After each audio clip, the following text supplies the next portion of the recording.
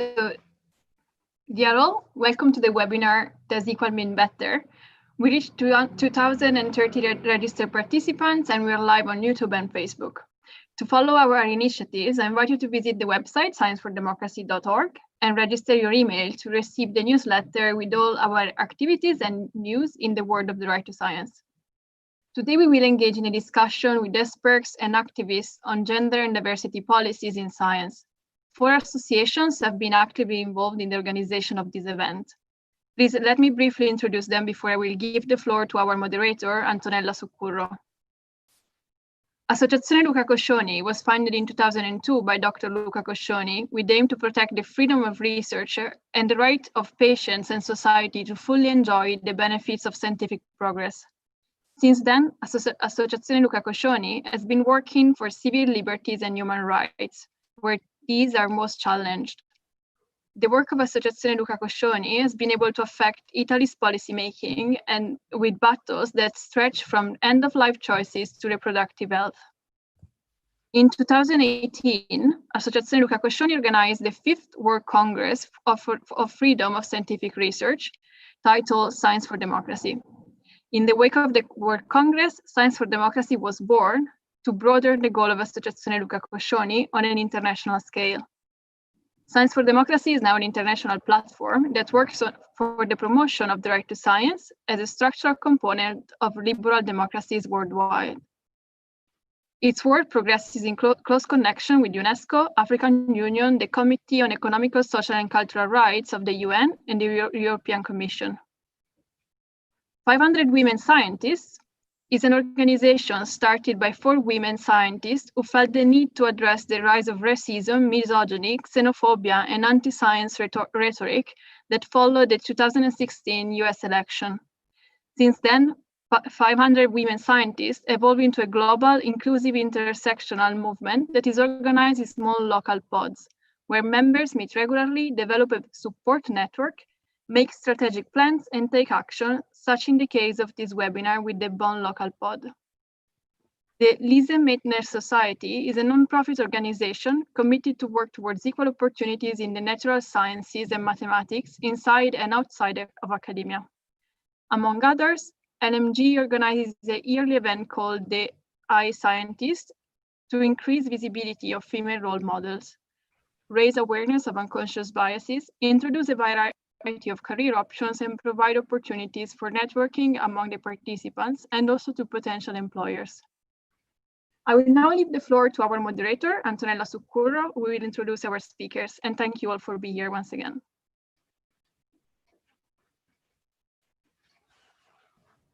Thank you, Laura.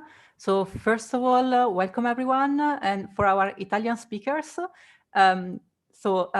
se volete seguire questo evento in italiano, if you want to follow this event in Italian, on Zoom, you can find an icon with a globe on the bottom right.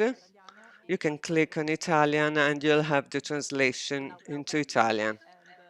I was just explaining that it's available service for translation in Italian and explaining how to switch to that. In the chat now, we will also share the links for our streamings on the social channels. On the social channels, YouTube and Facebook of Science for Democracy, you can follow the streaming in English. And on the social channels from Associazione Luca Coscioni, you can follow them in Italian.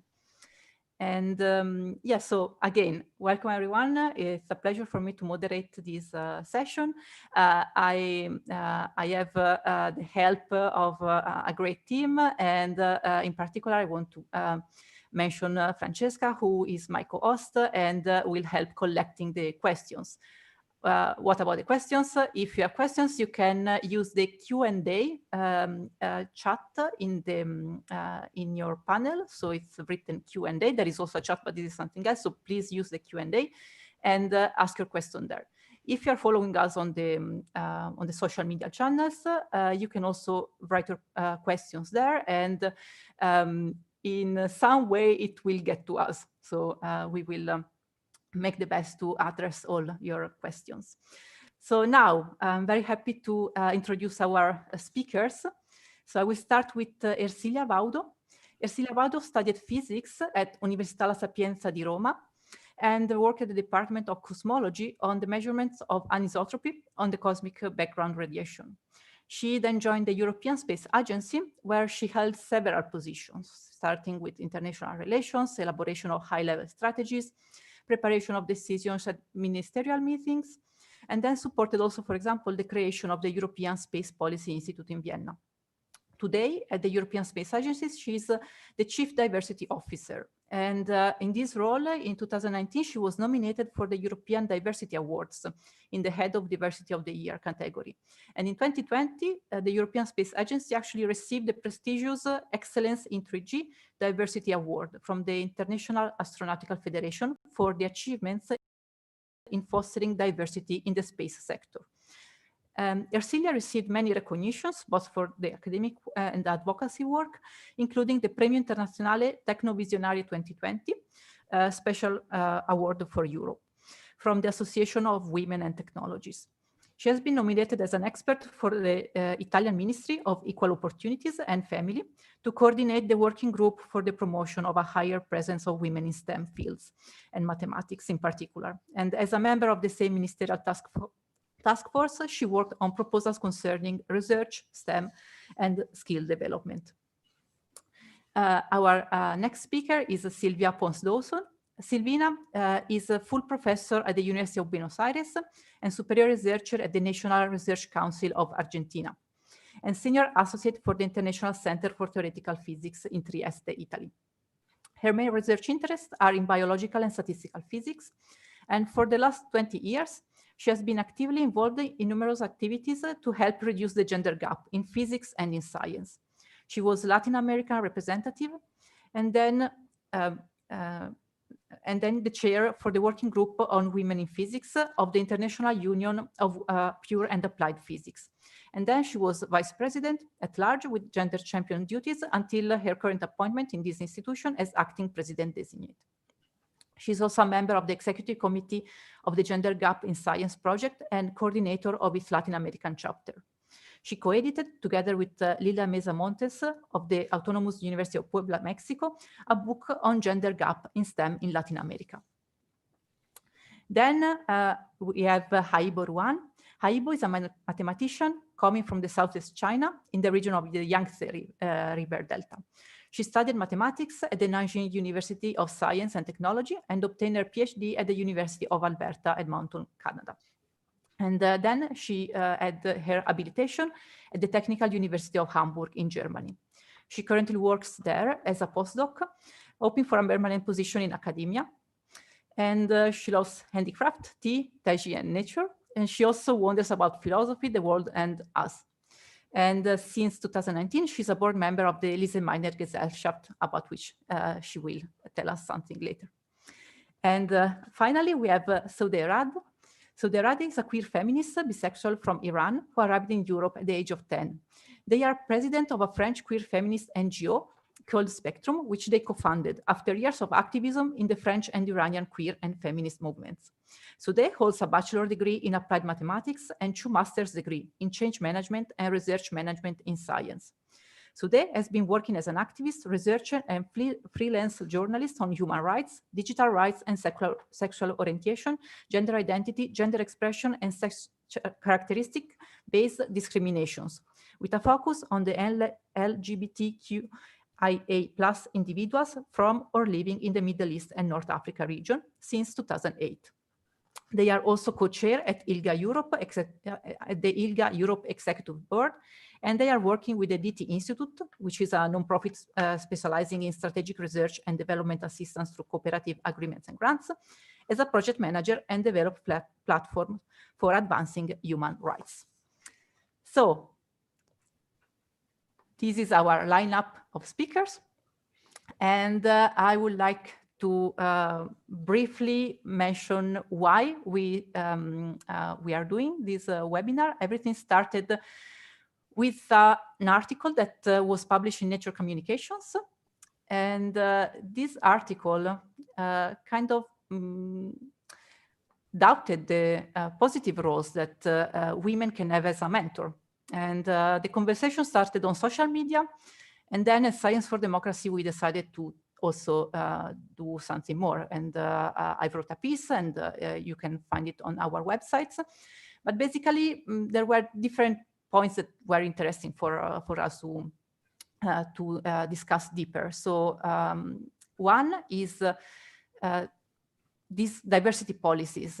Do they really work? Because this paper was mentioning that policy makers should change their current policies. So what are the policies that are in place? Do they work? What is the effect on the career of young scientists and young professionals? And then also something very interesting that not many people are caring about is the fact that when you study gender, it's still very often considered as a very hard categorization. But this is not it. It's not men and women, and it's not just this. So there are more. It's a whole spectrum on gender. It's a more fluid concept, and this is kind of ignored in the research. So we felt the need to start a discussion. So I would like to start this discussion now, asking to Ersilia, since you are the Chief Diversity Officer at the European Space Agency. So physics is a field where the representation of women is very low in general. So what does it mean being the Chief Diversity Officer for you in your day-to-day work, and how do you think that diversity policies have changed over the years, and what is your personal, professional perspective in this sense? Thank you very much, Antonella. Thank you very much to Science for Democracy for inviting me. This is a very important question. Diversity actually has been coming on the table as something important for organization only a few years ago. And this is also thanks to the fact that the narrative has switched from diversity being the right thing to diversity being the smart thing. So the moment it became clear that there is also, in a way, financial impact, and it's an element really that is driving innovation, driving profits, then diversity in a way has ramped up in the attention of many organizations. At the European Space Agency, actually, we know very well what diversity is, because we are 22 member states, plus Canada, some associate states. And we know exactly that is only bringing together different perspectives. I mean, we have actually almost 17 different languages spoken among 22 member states. So perspective, competencies, skills, in a way enable us to do things that we will not be able to do as a single nation. So like landing on a comet at 500 million kilometers from here. So we know the power of this. However, we struggle, first of all, in keeping diversity in terms of geography, because we have today that almost, I would say, 2/3 of application to ESA jobs come only from 3 countries out of 22 countries that are part of the agency, and this is Italy. Italy is really the #1, France and Spain, and the others comes very, I mean, the tail is very thin. And in particular, we have big contributors, like, for instance, Germany, which is the #1 contributor at the European Space Agency, and we have a very, very limited number of people applying. So we have, first of all, to square the circle of diversity in terms of geography, so the attractiveness of the business. And then there is a very important element relating to age. We are quite an old organization. We have 12 more times people older than 50 than younger than 35. So it's really, I mean, not a very young population. So age is also an element of diversity that we are pursuing. And then, of course, gender, but also disability. So it's interesting to see that diversity comes in many forms and requires different measures, different attention. For me, one of the most inspiring chantier is disability. Disability, everything you know to include the person with disability brings an innovation to everyone. So it's very demanding because being an international organization, we are not under legislative requirements. In many countries, you have to have quota for people with disability. We are not in this context, so it's really a motivation that should come from the inside. And then, of course, we have the element of gender. Now, the element of gender is becoming quite, I mean, increasingly important because we cannot be more diverse than the people who applies to the European Space Agency. So the first effort is really making sure that we have a basket of talents, of applicants that is sufficiently diverse. And up to 3 years ago, women represented only 16% of application to ESA. And when we see the engineers and physics position, which represent 75% of our jobs, this share was even shorter and bare 10%. So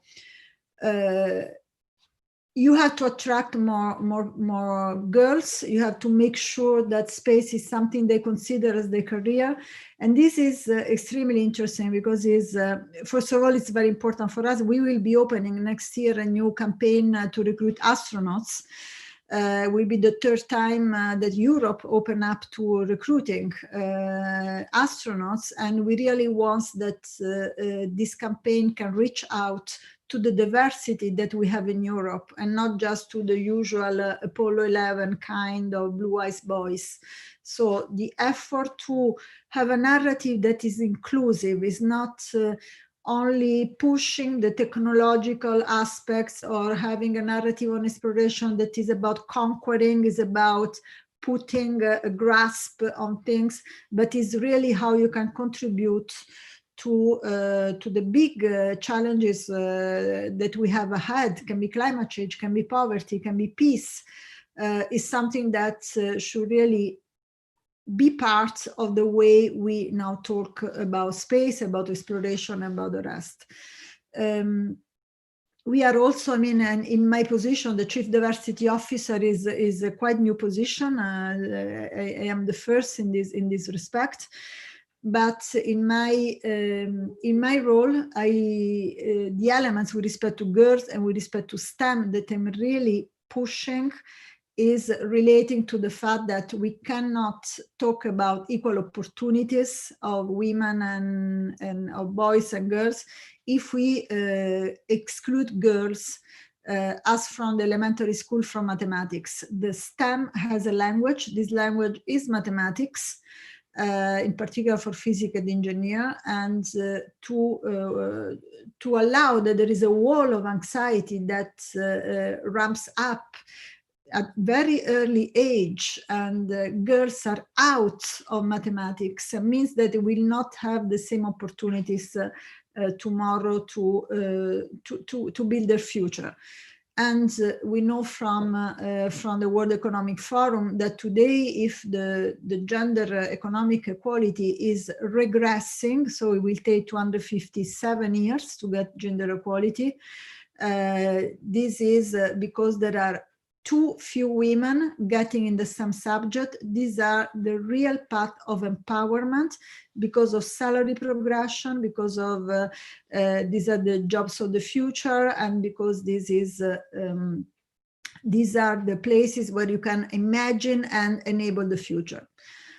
Let me just say one thing that is quite interesting, and actually one of the big events in terms of space in 2021 is that in few months there will be the spacecraft Hope that was launched by the Emirates. It's the first spacecraft to Mars launched by the Emirates that will start orbiting the red planet. And this was launched in April, and from the picture you see the team are very much gender equal. And it's quite impressive and is actually reflecting a paradox and the reality that we should start to really to assess in depth, and is the fact that from a study that was presented in 2018, it emerged that we are facing a gender paradox, because the countries that have the highest gender equality, and I'm talking, for instance, of the Nordic countries, you have the lowest number of girls in STEM subjects, while countries where you have a lower gender equality, let's put it this way, you have 60, 70, 80% of girls getting in these disciplines. Now, you see that all the narrative about the importance of stereotypes, about the importance of role models, which are important, still is in a way challenged, is rocked by this, because in these countries where the gender equality is low, you don't have a much better system of stereotypes or role models. So in my view, this is something, again, very important, because it shows that in places where gender equality is not given for granted and is even far away, girls understand that are true get into STEM subjects, that they can really have a chance of true empowerment, which is, first of all, the economic empowerment, the financial independence, but also, again, as we said, the ability to be in those places where you will craft the world of tomorrow. So, and this is also, I mean, part of course, of the reflection that I bring in my own role. Thank you very much, Ersilia. And I forgot to mention that Ersilia, unfortunately, has to leave in about 20, 30 minutes. So if from our public there is someone that wants to ask questions directly to Ersilia, please type them now. So I think that what you mentioned, especially about role models, is extremely important. Also, there is the problem that it is not that girls tend to study STEM fields, but then there is this so-called leaky pipeline problem that at the more advanced stages of the career is where we lose them. And this is associated with a lot of factors that can be like, yeah, family. If I can, yes, just on this, just saying that it's true. We have few women, we have the majority now in all OECD countries since 8 years now, there are more women graduating than men, and still not in the STEM subjects. Anyway, the moment they get out from the academic world, there is a constant leakage, of course, and then up to the apical system. If I can say something about what I've learned, in these few years. First of all, that as human beings, we like familiarity. We don't like diversity. It takes too much energy to manage diversity. It's always a risk. You don't know. You can have different perspectives, but then what you do with that if you don't? So there is a kind of something holding back. Because the management of diversity still considers something complex, also in terms of expectation. And this is something in the human, and this is why we need a critical mass of diversity, so that all this is part of, in a natural way, of our universe. About role models, what I learned, and I'm very now positive in this, is that role models is not about women, is not about women in apical position making speech to girls in high school. Can be this as well, to share this experience. But the real role models are the role models of proximity, are the role models in your reach, in your family, in your neighborhood, in your school. These are the role models that will really have an impact on your life.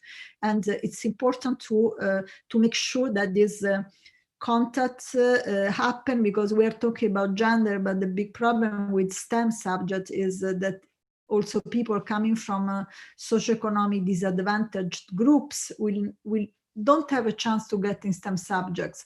And the having the possibility to have this role model of proximity, to relate and to be able to project themselves in a different way than the one that the family in a way nurture is the first things that can give you a kind of hope. Thank you. And one last question from my side to Ersilia is regarding, so right now I think that the concept of women in science is very widespread, and okay, we didn't win the battle yet, but I think that at least it entered in the public debate. Now the question is, when we say about women in science, are we inclusive?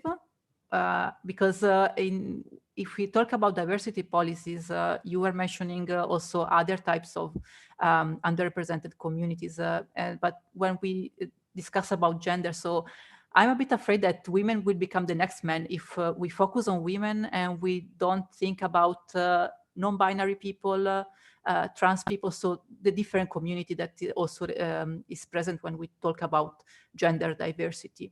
So no, the question is correct. I have to say that at the beginning, I realized that the different, first of all, I think everyone belong to a minority in some way. So we all have the experience of being part of some minority. And this is already an awareness that should help us in being more inclusive. At the beginning, in my position, I realized that dealing with many minorities, if you want excluded, there was sometimes I had this feeling that people were feeling that diversity or inclusiveness or equality is a pie. If someone takes a big share, the others will take a less share. And so there was even a kind of, why not me, what about the other, and so on. So I don't see diversity as a pie, I see diversity as a mindset, first of all. It's true that the gender things is a way to polarize a question, and there is always, again, the question of what about the others, like if we have a ranking, let's start with women, and then you have race, and then you have disability. I think that any policy that is only addressing women will not be effective, and again will look more as how do we share a power among men and women. What is really important for me is really to focus on how to ensure equal opportunities. This is the real challenge. Equal opportunities means the implicit, not unconscious, because the problem again for me, I had at the beginning unconscious bias. No, the bias is so conscious so many times that it's not making you conscious the change everything. Bias is most of the time very conscious. I prefer someone I know than someone I don't know. I prefer a man because I have less the risk that he will start crying if there is a problem. So the bias is conscious, but is implicit. So find a way that everyone gets, first of all, an opportunity to have the opportunity so that you can apply, and then making sure that other factor doesn't get on the way. So equal chances is the first thing to ensure. And this should take into account all the elements that can have an impact on chances. And so I'm talking about people with disabilities, I'm talking about LGBTs and so on. But diversity is one thing, inclusiveness is another thing. You know, there is this, I don't want to be cheesy, but there is always this way to say diversity is to be invited at the party and inclusion is to be invited to dance. But in a way it's true. Diversity and inclusiveness should be part of the same logic. Because otherwise diversity alone is scary. You don't know, but if you have a narrative that brings diversity and inclusion as a natural path, then things will come more naturally. Thank you very much. So if there are no questions directly for Ersilia, I think there is one, maybe can I pick just one from YouTube actually channel.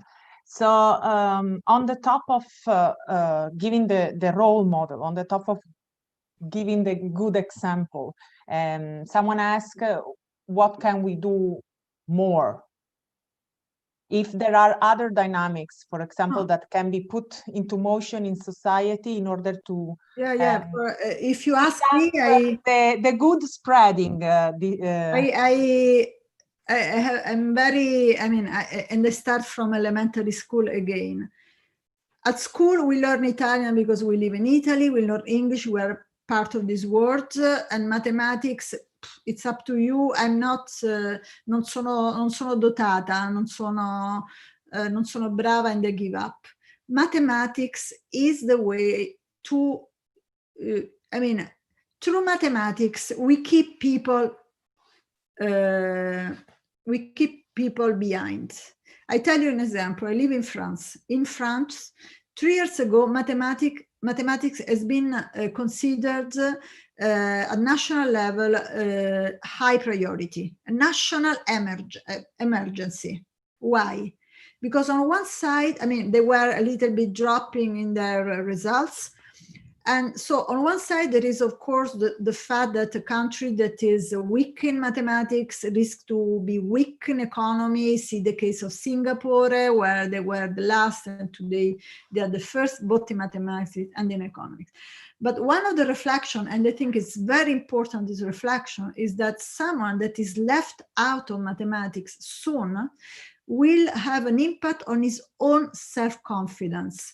And having an impact on self-confidence means that growing up, you will delegate complex reasoning. You will be more prone to believe in simplification. Let's say, will be maybe more, how can I say, a proud of populism, because your critical senses are weakened by the fact that you didn't go through also a kind of mathematical education.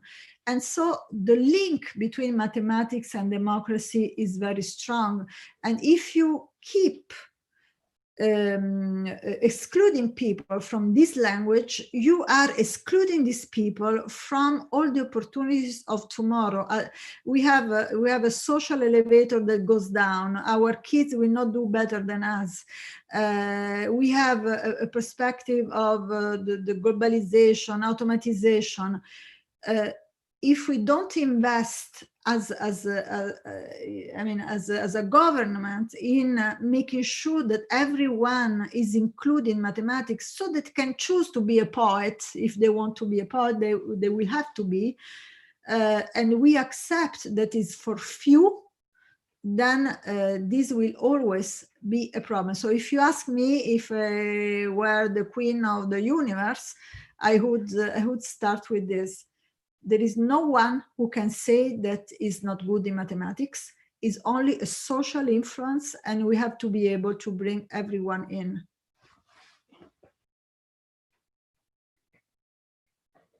Thank you very much, Ersilia. And I think Haibo is particularly happy about this message about mathematics. Very happy, very happy. Yes. I'm so sorry. Yes, I am actually, even though I have spent basically all my life learning mathematics and now even got habilitation, I should not feel ashamed to share with you that I'm involved in program which I can learn better way of teaching mathematics to junior fellows from primary school. Cool. Got the math circles, so foundational math circles from fantastic Robert Kaplan. But yeah, I would be willing to share more information if people write me. Yes, very enthusiastic about it. Yeah, because there was also a question about it in the chat, and I see that you already answered about it. Okay, then thank you very much, Ersilia. And I would like now to ask Silvina about so your experience as a professor of physics. So physics is one of these hard sciences where, yeah, there is no much diversity. And what do you think about the current policies? What is your personal and professional experience? Okay. So thank you for the invitation. Very interesting webinar. First, let me tell you that I'm going to talk about academics, so I don't know what happens in the private sector, basically in companies, where I know that the gender gap is quite pronounced. And then I'm not going only to talk about policies, but also any sorts of initiatives that are aimed at trying to reduce the gender gap in physics and in STEM. So I tend to see these initiatives like in two big groups. One are those that I call top-down, which is policies that they are devised by institutions and also organizations. And then it's what the societies start to do. And I like that is bottom-up. And I think that they have to merge, because basically what we are after is a cultural change. And for a cultural change to occur, you need the community to be permeated by this new culture. And it's important to engage them in the development of new ideas, policies, etc. So going to the top down, you have those that have a direct impact. Some of them that I know of directly are, for example, rules, quota rules, or not exactly quota, but some minimum percentages of women in different things. For example, conferences, the IUPAP, the International Union of Pure and Applied Physics, supports international conferences, and it has a rule that people who organize conferences should have as a target to have at least 20% women among speakers and among members of the different committees that are involved with the organization. And if we receive an application with less than 10% women, then we don't fund it. We discuss with the organizers how to increase that percentage. In Argentina, the National Research Council has a similar rule, like trying to increase fraction of women. And I think that is important because of an unconscious bias, when you tend to invite people, usually you think of the most visible ones, and the contributions of women many times go invisible. And so it's important to do the effort to think, open up your mind, and remember names that sometimes you don't. Then these are things of direct impact. Another aspect in which, for example, the organizations like the IUPAP, or I know the details of the National Ministry of Science in Argentina, is rules for prizes, because prizes are a way to make people visible. And so and usually they are given to men in much higher proportion than given to women. We've experienced that in the Nobel Prize, for example, that had to be, it was like over 50 years that a woman could win the Nobel Prize. And when Donna Strickland got it a few years ago, and now a new one won it in 2020. But and so also the thing is to induce committees to open up their minds, and also those who propose names. And so, for example, for the National Prize in Argentina, the recommendations are, first of all, the call has to have inclusive language, which is a very important in languages, Latin languages, where you have different ways of genitive depending on whether it's a female or male word. And so, and the plural is male. And so we have a whole issue about language, making it more inclusive, and so that people don't think of men when they see a plural, for example. And so the call has to be written with inclusive language. And then there should be a statement saying that institutions who propose candidates should make a diverse list. So we have all the things. One aspect of many of these policies is that there is not much analysis of what impact they have had. Some of them are quite recent. I've been involved in this Gender Gap in Science project, and this project had 3 tasks. One was a global survey of scientists. The other one was an analysis of publication patterns discriminated by gender. And then there was the elaboration of a database of good practices. And it collected a bunch of initiatives, mostly in English though.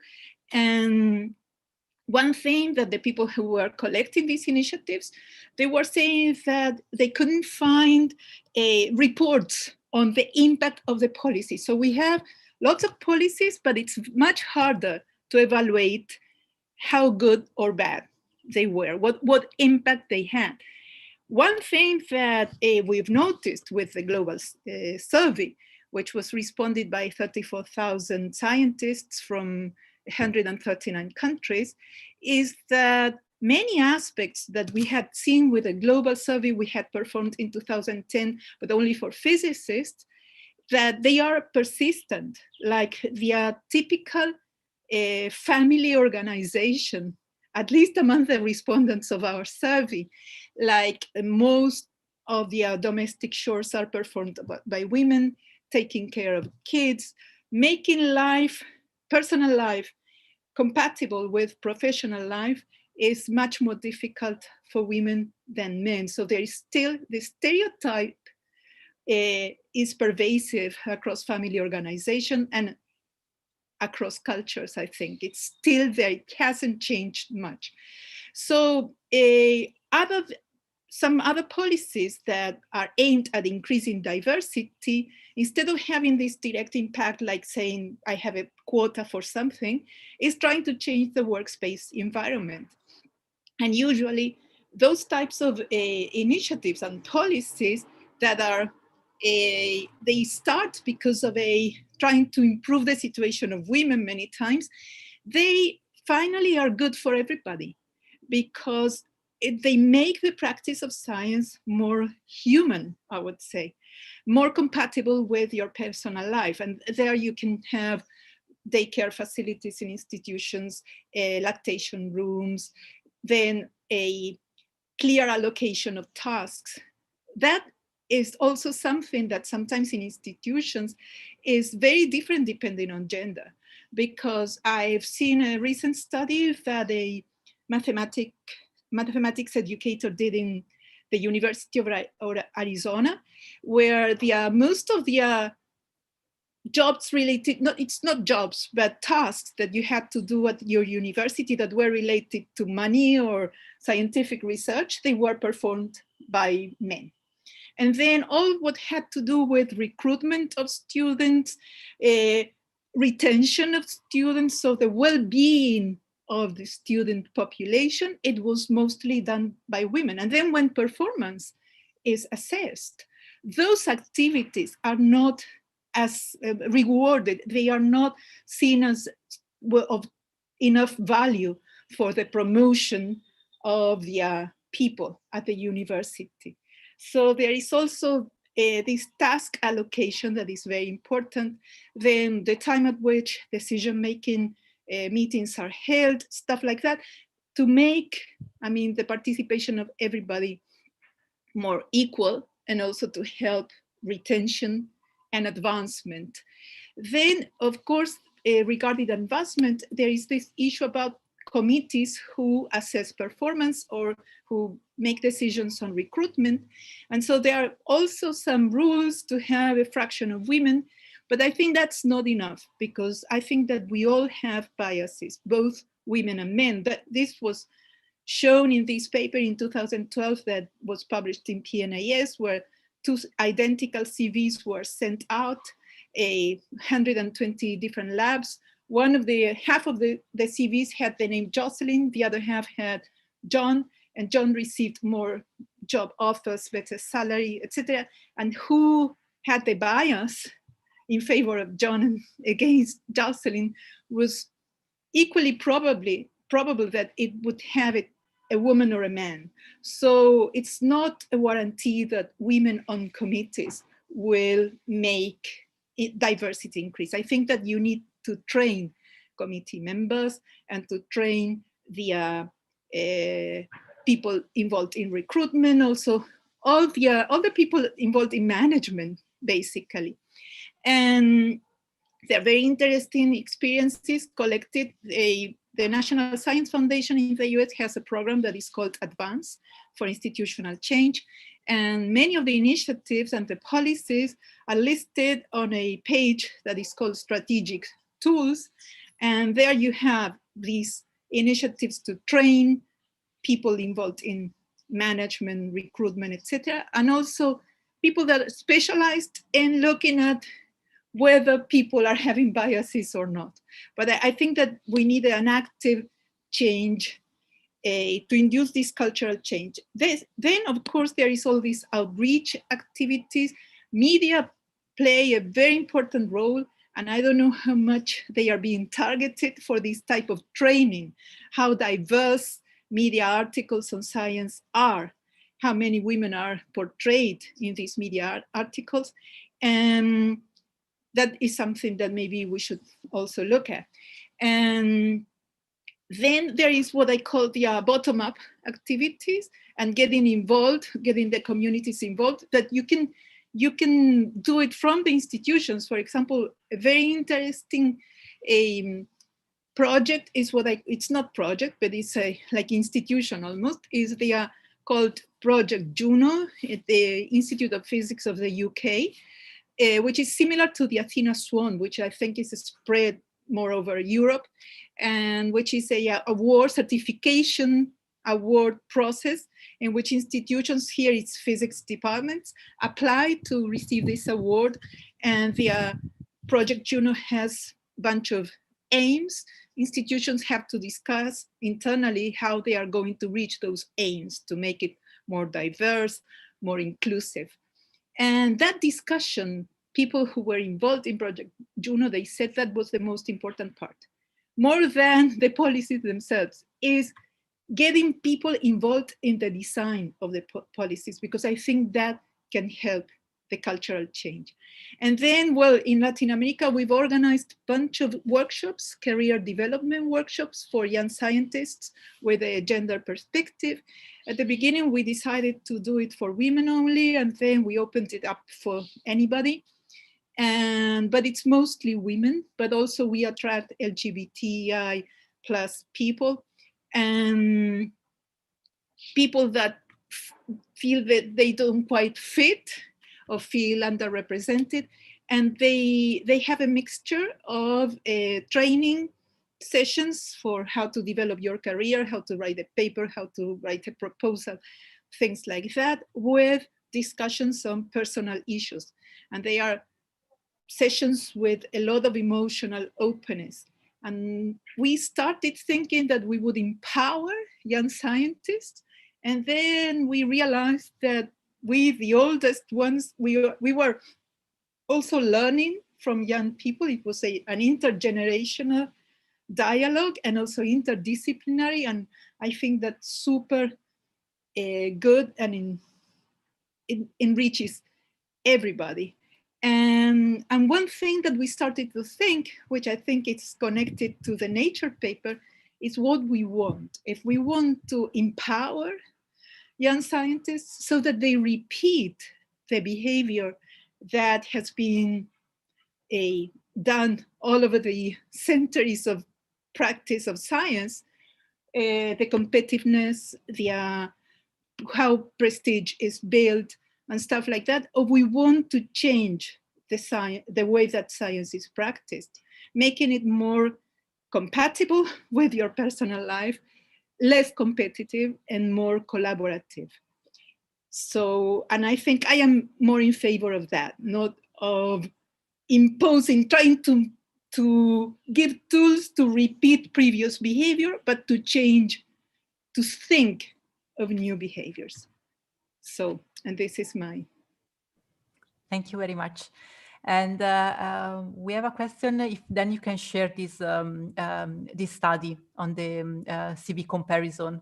I think it was from Stanford. And if you have time to type it in the chat.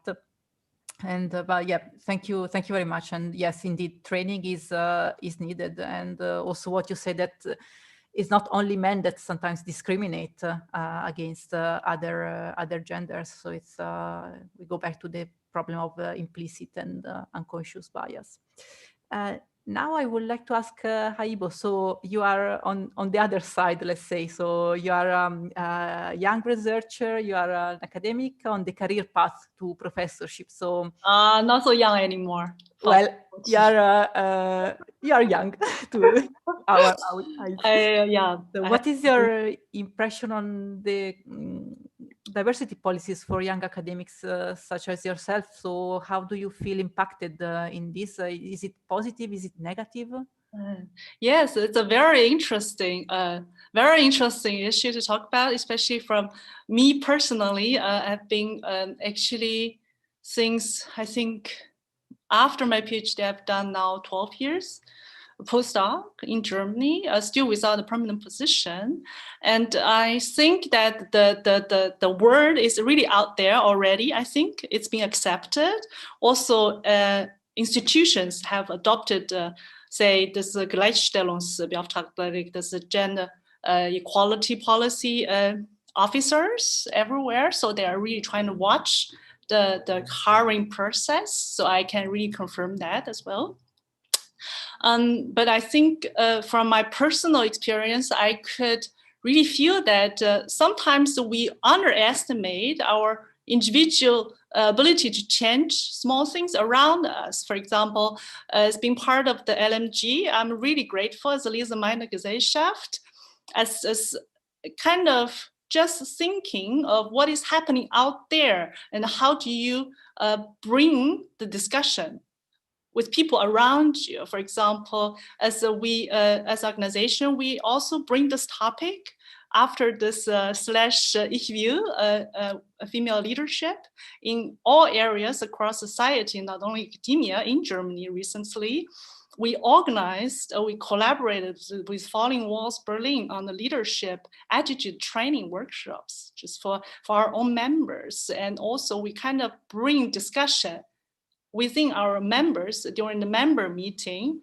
How would you like the policy if you were able to put in action? How would you do it? What would be, this is probably also similar to what Silvina just now shared with us. What do you want actually from this policy? Let's say that this is out there that we can make an impact. And one of the policies that contributed to one of the LMG members, who is also a gender equality policy officers right now at the Leibniz Association, Dr. Kirsten Pohlmann, she shared with us that during this association, which covered 98 independent research institutes, they tried to implement called the cascade model that is also recommended by DFG, which is always looking at the numbers one step ahead in the career path. So they have a 50% of PhD female students, and then the postdocs is 40%, and then we'll try to install 50% as the next goal for improving the gender percentage in postdocs. And then from postdocs, they're looking at the senior scientists, the permanent positions, maybe 30% only right now. Then they're aiming at 40% because postdoc is the 30% right now. So there is a certain model that is kind of in place and also is being implemented, but there are also shortage to such policy. For example, the time it's moving, it's rather slow because you're talking about permanent positions, right? So they don't get vacant to start with.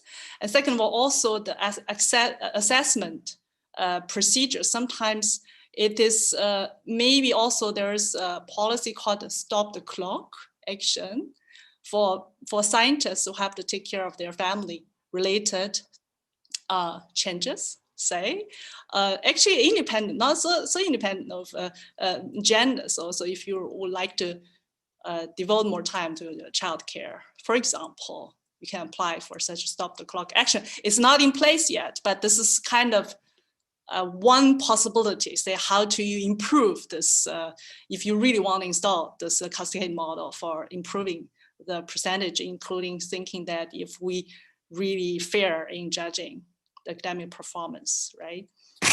So that's one of the aspects that you could hear from, you can really make discussion, make this topic very an open discussion and share with your own experience with each other. So that is the one thing that I know that I would like to share with you. Yes. Thank you very much. And yeah, now I would really like to go back to the discussion we started also with Ersilia about gender as non-binary, so being really inclusive. And I would like to ask Soudeh, so you work as an activist, researcher, and journalist and in your work you deal with gender identity-based discrimination. So what is your take regarding what we mentioned as necessary policies? Like, okay, we mentioned having a diverse committee, having a change of mindset, having a training. So what do you think will make a difference? What can make a difference? Thank you.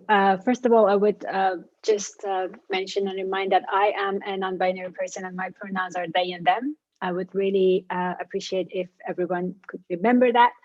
And also just going back to the intervention that we had and we were listening already, as soon as we talk gender, we actually go focus on women and girls, like women and girls in mathematics, women and girls at work, access to opportunities for women, women quotas, etc., etc. And then if we are just a little bit more advanced, then we talk about LGBTI community, while being lesbian, gay, or bisexual doesn't really have anything with gender. It's more about the sexual orientation. So we are consciously, and well, I would wish to say unconsciously, creating another minority after the gender minority. And I actually do not like to use the word minority, because minority comes from a group of people who have been put into minority when they should have had access to opportunities and equal resources.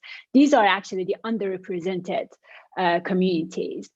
Women are underrepresented, LGBTI people are underrepresented, immigrants are, people of color are. And as it was also mentioned, all of us do belong to a certain underrepresented community. And sometimes it's a pros for us and sometimes it's a cons for us. I am most privileged to be able to live like in a lost piece of land in France while we are facing the COVID-19.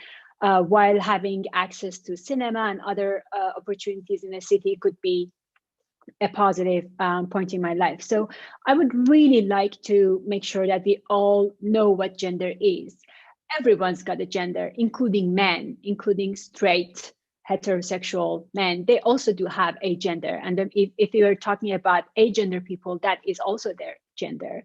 We cannot limit ourselves to talk about gender equality or inclusiveness or diversity just to bring some women there and say, well, now we're done. Now we go to next step. And next step is, hey, let's bring some lesbians, some gays, and some bisexuals, because there again, like any other underrepresented community, there is again a hierarchy. So if you talk about the LGBTI movement, even the global LGBTQI plus movement, the representatives are most of the time, it's always a white gay man who comes actually from a very fortunate family or who has had access to education, etc. So it's very important to be aware of what diversity really means and why it is important. People need diversity. It's not just to have a diverse board, for instance. Why do we need it? Because people come with their own lived experiences. I would never ever have a lived experience of a, let's say, Black man who has been living in the United States within the past 4 years. I do not have that lived experience, but I do have the understanding of systematic racism, systematic homophobia, LGBT phobia, etc., etc. So this is very, very important to make sure we are not categorizing the human being as men and women, and then when we go to women, when we're done with the diversity, or this I actually really hate this term, pink quota, because it's so sexist, like in pinkness and also in quota-ness. We just are done with this pink quota, and now we go to the next quota. We tend to see a lot of organizations, political, social, NGOs, to really have a totem, like, yeah, let's bring this person who comes from Africa, who is I don't know, bisexual, who is non-binary, etc., just to have that diversity ensured. While during the work, we do not really give them access to opportunities to express themselves, to learn, because having access to similar jobs is one thing, but then giving access to resources to get the capabilities and also the experience to be able to perform good in that job is another thing.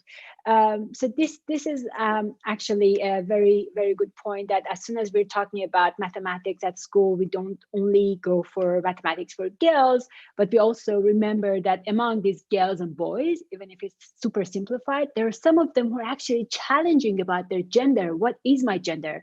There are trans kids out there who are also in that mathematics class, and they have also something else like an iCloud, if I would say, above their head, and they do not really fit into this girls and boys. They do not fit in blue and pink. That I really this dichotomy that we have created.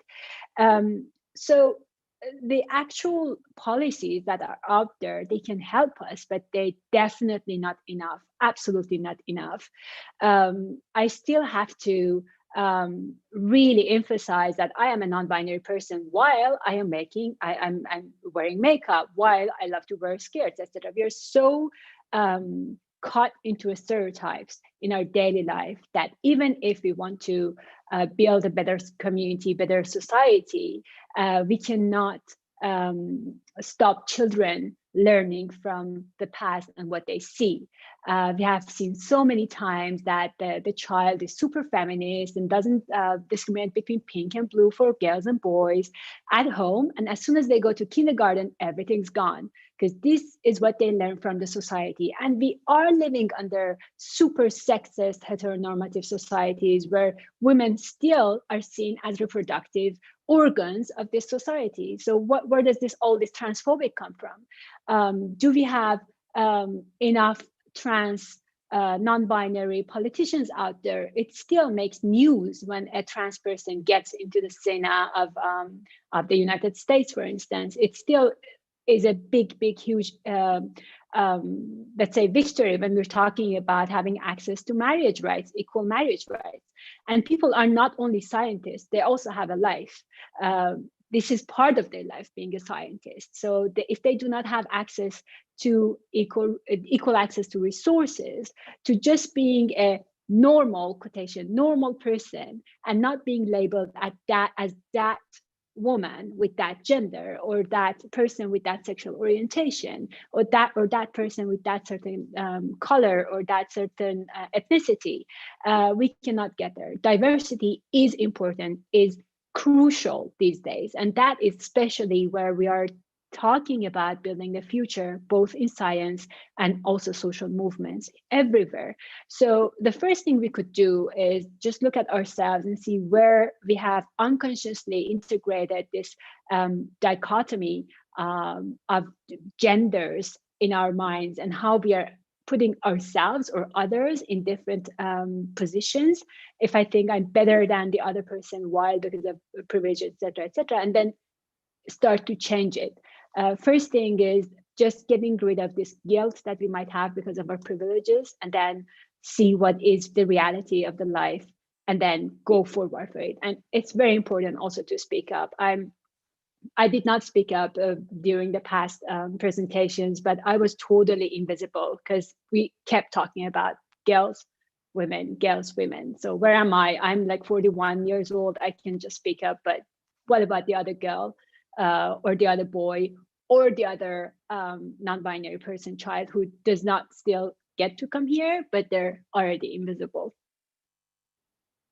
Thank you very much for reminding us how important it is. And I think it's a lot about education And there is also a lot of ignorance. And I admit myself that when I started this discussion online about this Nature Communications paper, I needed a conversation with a non-binary scientist to understand that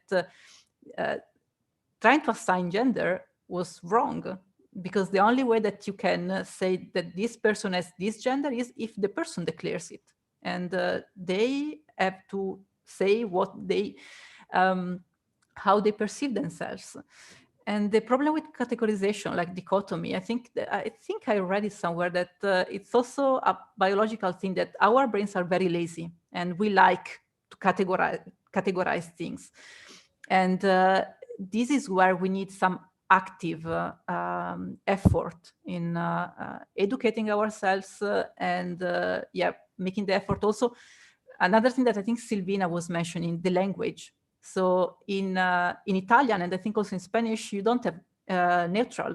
So how do we adapt the pronouns in this case? So it's not easy, and it's very easy for us privileged cisgender white women to just slip through the conversation, because I think it's still very important to talk about women representation, but it should not become women against others. So going back also to what Ersilia was mentioning about the pie, it's not like if we are more inclusive, then something is stolen from us.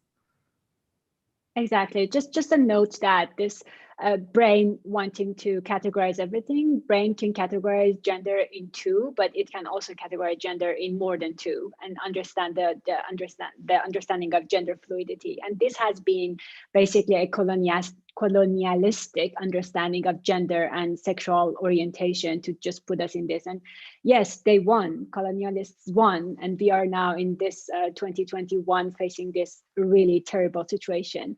I also join you on the impact of language and impact of how we talk about things, about certain things. And it's very funny to me to see how gender for different things like the sun and the moon change in German and then Italian, or I don't know, not Italian, but just French or Arabic, etc. So this tells a lot. And being an Iranian person, I tell you, we don't have any genders in our language, but most of the powerful words have this man connotation with it. So it doesn't mean that a language with no gender is more feminist or is promoting more of equality. There is a lot of work to be done, really a lot, and we can do it together. Thank you very much. And I also think that this is why we need, so sorry, this is my daughter that also wants to say something.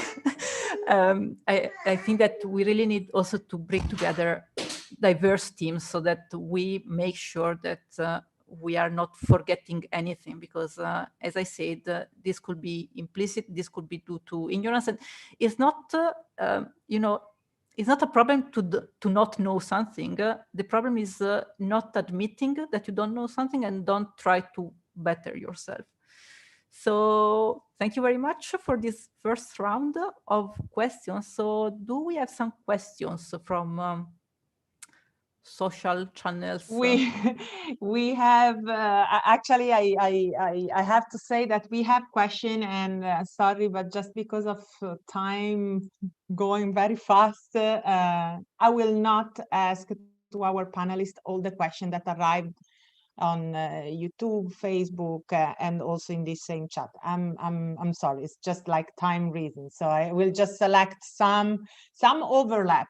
For example, we have been talking since the beginning about role models, and then about dynamics in society, and the role of women, whatever gender they are. Now, some question ask about maternity.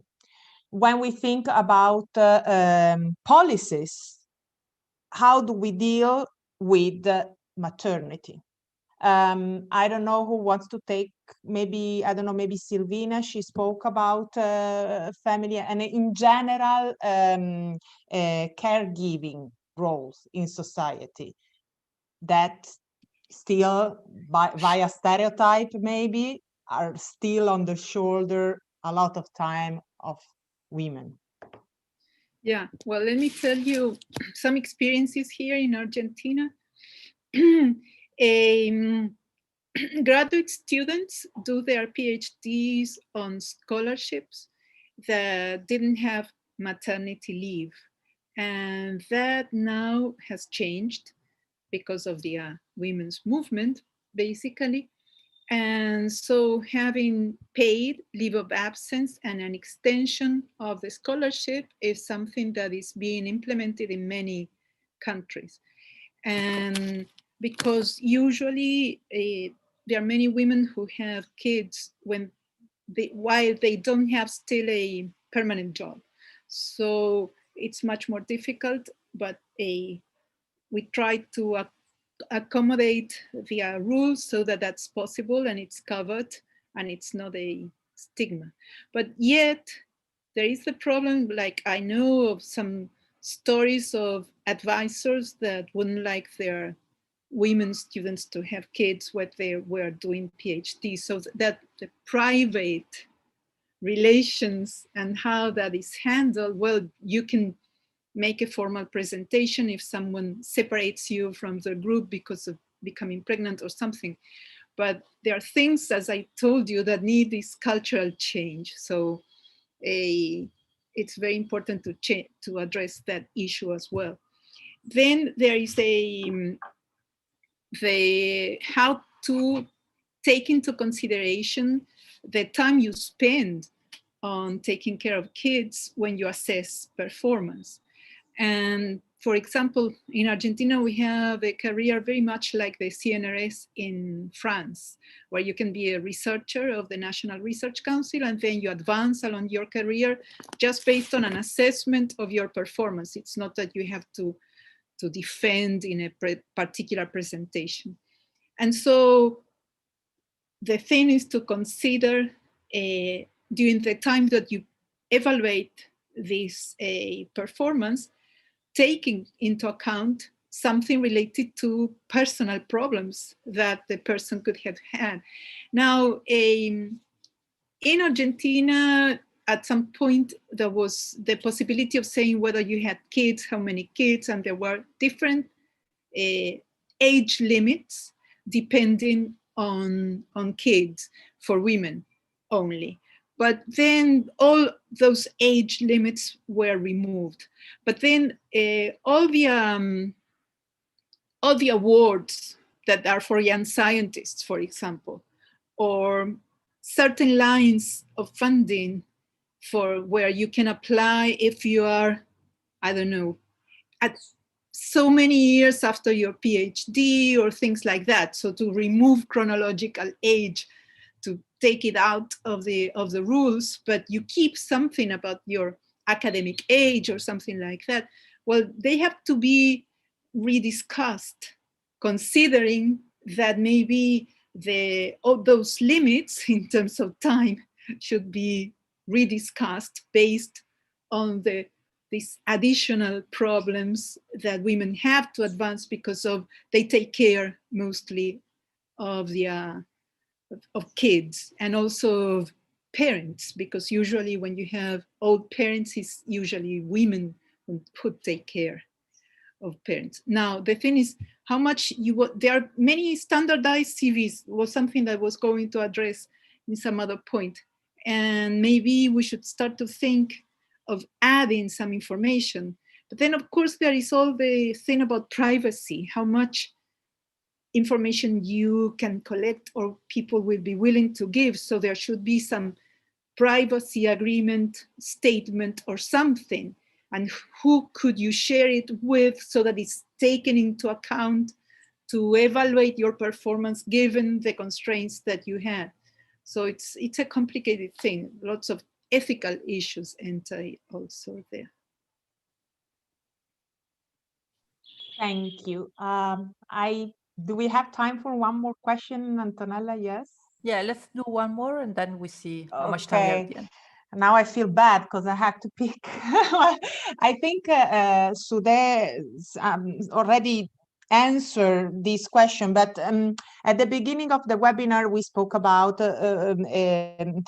again, role models and reaching a critical mass. So the question here is, what in society we can do outside STEM also in order to reach this critical mass than within STEM.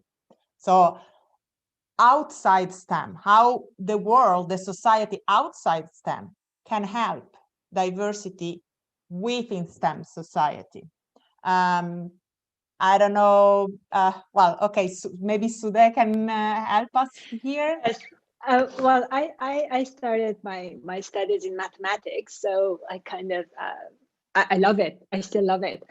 But the point is, again, why are we creating another dichotomy of STEM and non-STEM? I just don't understand it, because life is so connected. Everything is connected to the other, and social sciences could not live without mathematics, as mathematics did not have anything to study on without social activism, for instance. Nothing is, doesn't have any definition without the other. I think as much as that is important for me, I love astronomy as well. I love to go on the moon. And for that, I need physics and mathematics and some other sciences. But before getting there, I just want to make sure that the children who are on this earth have equal access to water, have equal access to understanding of their gender identity, have equal access to healthcare and all of those things without being really disregarded because who they are and who their parents or their parent is or was, etc., and so on. So please, if you're not a mathematician or if you're not in science per se, just look at your surrounding, just look who you're living with, just see how your neighbor is working with the other neighbor, who in your own daily life. I think limiting ourselves to this has to be done, then I will start my little or big step towards equality. This has been stopping us for too long, and this is how the discrimination is just growing more and more. Just to make sure when you're buying I don't know, a gift or a toy for a 2-year-old, please do not choose pink for the girl. We assigned the sex and the gender to that little child, or blue. Just speak up. As soon as we stop buying this pink and blue things, the factories are going to stop producing them, as Barbie did. And I'm just really going for very simple examples. Barbie had to change its production because the society was really angry about this misrepresenting a female body, which was not even existing. So this is what we have done all together. As much as I have done, as much as you have done, we have all been in this together, and we can win this battle against capitalism, which is deeply patriarchal and bringing this masculine idea and putting this idea of masculinity in men's head, and etc., etc. So please do not wait till you get to choose your mathematic I don't know, courses, then start to see, well, who is in the course, who is not in the course. That starts from the beginning of creation of a human being. This is very important. You cannot go to the sonography sessions and see like how the sex of the baby inside your belly looks like, and then create this pink and blue or whatever other stereotype rooms for them. And then when they are 18, then you say, well, my dear, you don't need to become a Barbie, go become a mathematician because you have to go on the moon now. No, this doesn't work like that. There is no age, there is no limitation for understanding and teaching equality, and to make sure that everyone, every human being knows they're worthy of everything, they're worthy of the best, and they do not have to deserve equality. Equality is a must. And if you're not giving anybody around us the equal opportunity, this is our fault, as well as it is also the system's fault, because we are part of the system. We are part of this whole society, this global discriminating society, which is putting us in this situation that we have to talk about this in January 2021. I mean, yeah. I think so. There is a very important point. I mean, it feels absurd that we still have to discuss this kind of things, but yeah, we have to, yeah. Your work as an activist is still needed a lot, unfortunately. Okay, now I would like to talk about measurements. So there is this field of bibliometrics and that basically measures the impact or tries to assess the impact of publications. And scientometrics is the one that is focused on scientific publications, for example.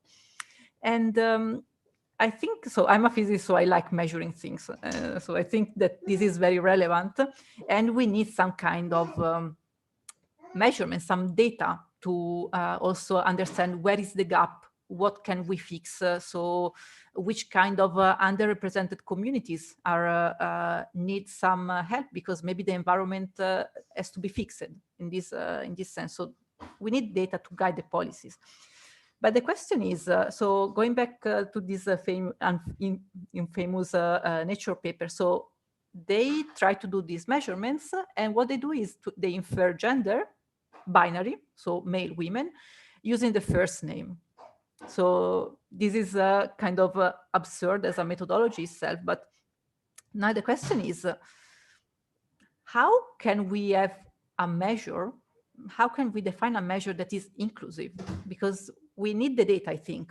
We cannot do without, but we need to be inclusive. So I would like first to ask Silvina about, in general, metrics, because I think she's also has been involved in these studies for GAP, and then ask Soudeh about the inclusivity.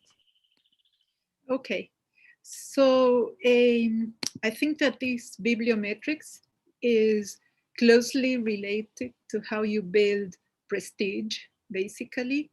And there has been a paper published, it was people from computer science in 2017, I think it was PNAs also, and where they analyzed papers that were submitted to conferences. In computer science is more prestigious to publish in proceedings of conferences than in journals.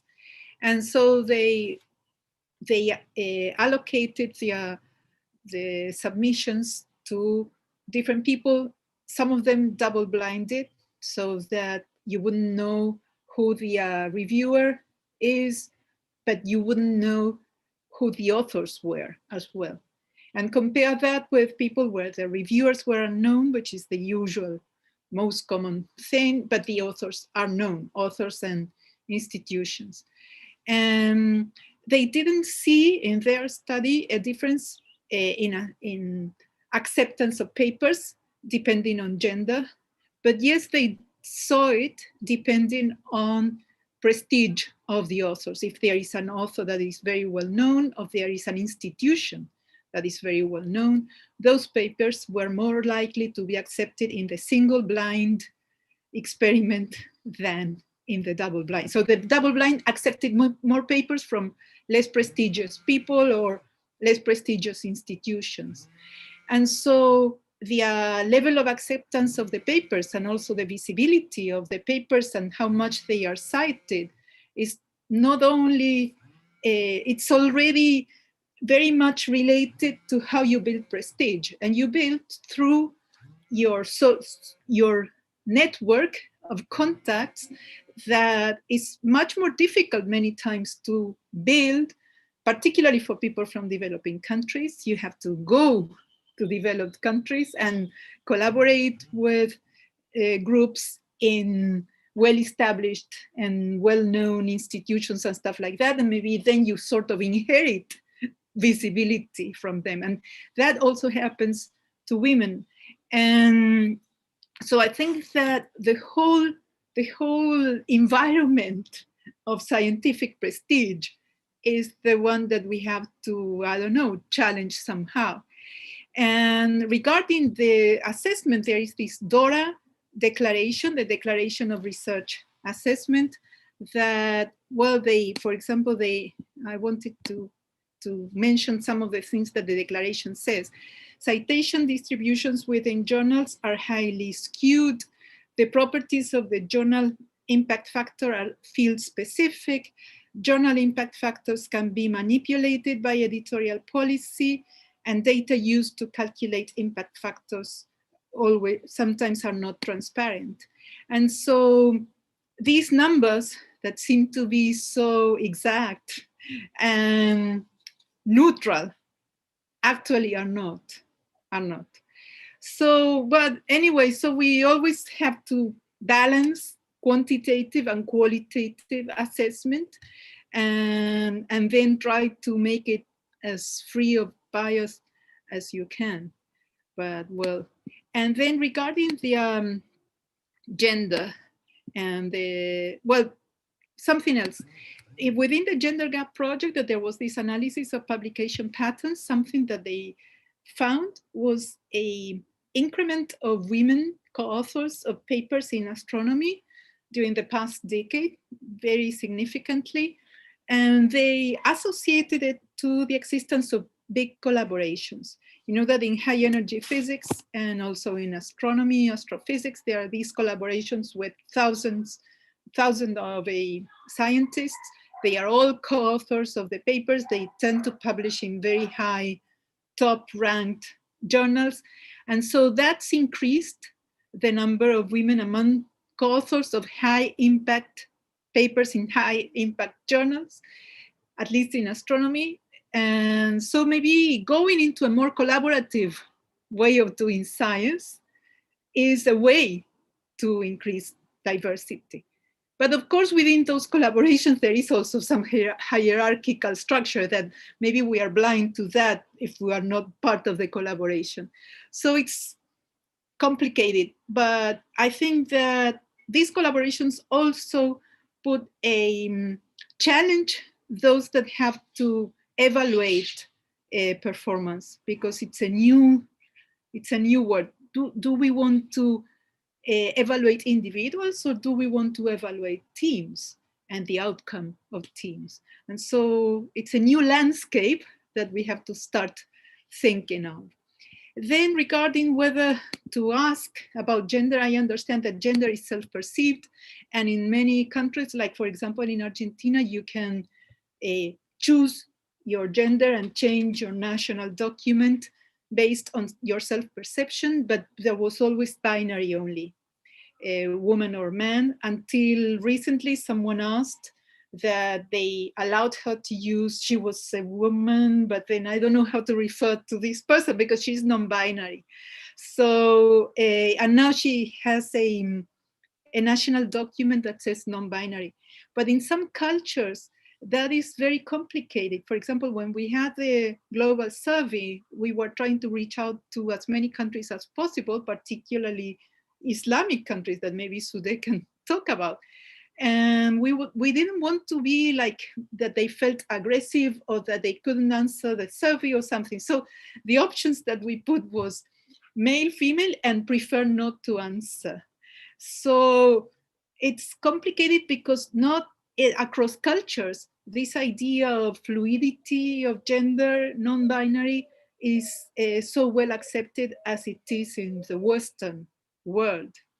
Then regarding statistics, recently I had to review a paper. I don't remember the journal. It was a journal that never called me before to review a paper. I think it was some biological thing. And they asked my gender so that they keep their statistics. I think it could be an option that you could, when you submit, you can inform that. But anyway, my recommendation is to try to make science more collaborative. Thank you, Silvina. Yeah, I think Soudeh has a lot to add here. Yeah, just two short points. First of all, I cannot believe in any quantitative, let's say, assessment of how diverse and how inclusive have we been.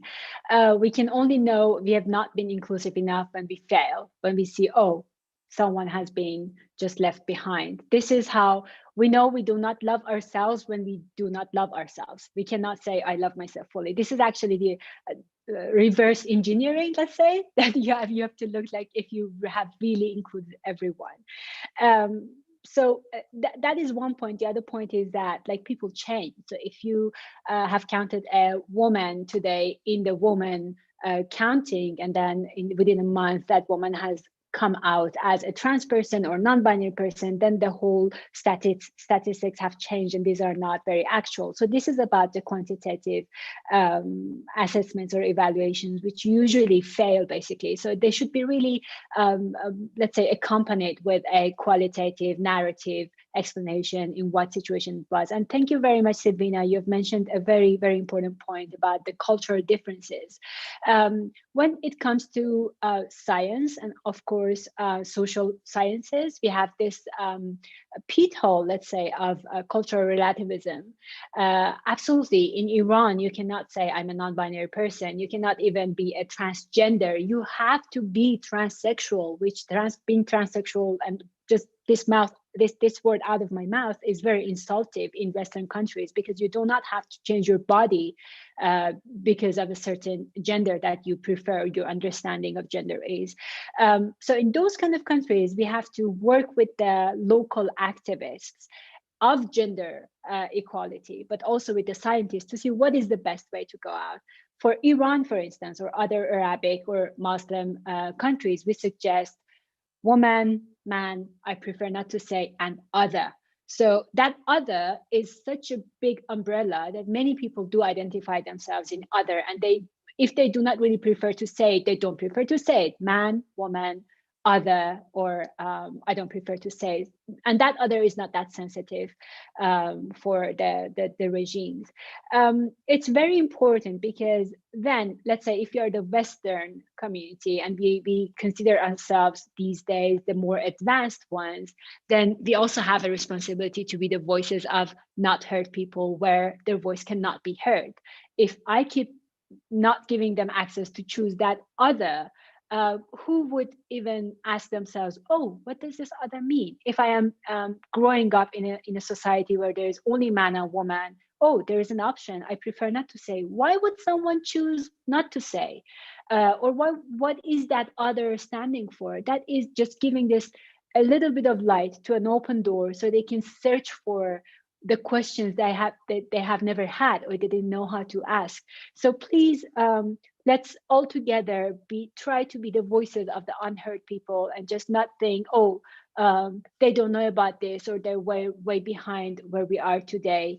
And just think of this equal access to everything for everyone in this world. I think the day I'm gonna die, I'm not gonna see that day, but I hope in the next generations, I don't know, when COVID-19 is out, then people have more access to equal resources and opportunities. Thank you very much. Yeah, I guess that the principle of think globally, act locally also stands in this case. So we should educate ourselves and be an example also for our neighbors. So just bringing in the discourse, and as you said, like, I don't remember when it was the first time that I had to feel my gender, and I was like, I saw that there was a third option. I was like, what? So it's really as simple as that, as giving the opportunity to question the status quo. And yeah. I'm sorry, I would just to make sure that we are not talking about Far East. We're talking about also European countries, right? It's not really about Iran or Arabia Saudi. It's also about Poland. Absolutely. It's also about the countries just next to us. Even in France, we still are battling about the non-binary gender and also inclusive language already. So it's not them, it's all of us. Also in Italy, I mean, there is this problem. So there has been a lot of debate on books for children in school that were trying to introduce the gender discussion, and there was a raise of this strong Catholic gender ideology. Yes, so it's no, absolutely, we don't have to confuse our children, like, in this sense. So yeah, a lot of work to do. I wanted to also pick up on another theme that was discussed in this Nature Communications paper, that is mentoring.